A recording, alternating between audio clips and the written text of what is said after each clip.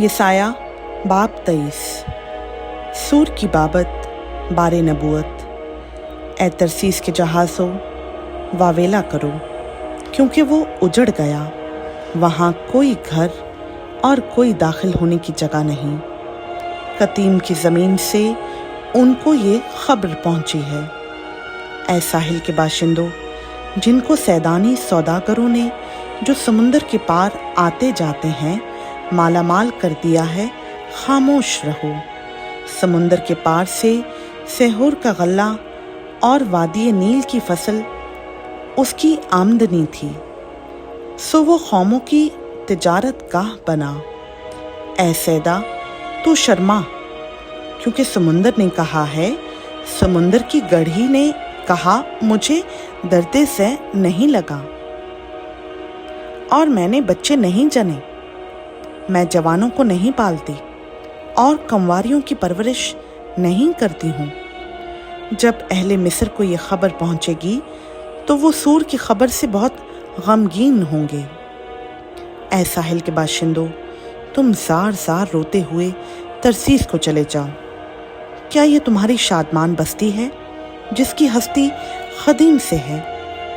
उसी के पाँव उसे दूर दूर ले जाते हैं कि परदेस में रहे। किसने ये मंसूबा सूर के खिलाफ बांधा जो ताज बख्श है, जिसके सौदागर उमरा और जिसके व्यापारी दुनिया भर के इज्जतदार हैं। रब्बुल फाज ने ये इरादा किया है कि सारी हशमत के घुमंड को नेस्त करे और दुनिया भर के इज्जतदारों को जलील करे। ए दुख्तर तरसीस, दरियाए नील की तरह अपनी सरजमीन पर फैल जा। अब कोई बंद बाकी नहीं रहा। उसने समुंदर पर अपना हाथ बढ़ाया, उसने मुमलकतों को हिला दिया। खुदाम ने कनान के हक में हुक्म किया है कि उसके किले मिस्मार किए जाएं। और उसने कहा, ए मजलूम कंवारी दुख्तर सैदा, तू फिर कभी फख्र ना करेगी। उठ, कतीम में चली जा, तुझे वहां भी चैन ना मिलेगा। कश्तियों के मुल्क को देख, ये कौम मौजूद ना थी।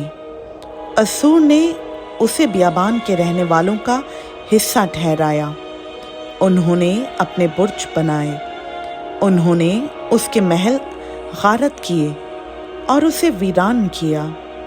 ए तरसीस के जहाज़ों, वावेला करो, क्योंकि तुम्हारा किला उजाड़ा गया। और उस वक्त यूं होगा कि सूर किसी बादशाह के अयाम के मुताबिक 70 बरस तक फरामोश हो जाएगा। और 70 बरस के बाद सूर की हालत फाहिशा के गीत के मुताबिक होगी। ए फाहिशा, तू जो फरामोश हो गई है, बरबत उठा ले और शहर में फिरा कर। राग को छेड़ और बहुत सी गज़लें गा कि लोग तुझे याद करें।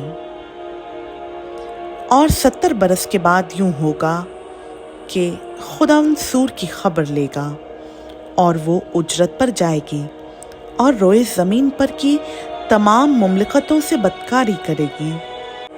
लेकिन उसकी तिजारत और उसकी उजरत खुदावंद के लिए मुक़द्दस होगी और उसका माल न ज़ख़ीरा किया जाएगा और न जमा रहेगा, बल्कि उसकी तिजारत का हासिल उनके लिए होगा जो खुदावंद के हुजूर रहते हैं, कि खाकर सैर हों और नफीस पोशाक पहने। खुदावंद का पाक कलाम का पढ़ा, सुना, समझा और कबूल किया जाना हम सबों के लिए बाइस बरकत हो। आमीन।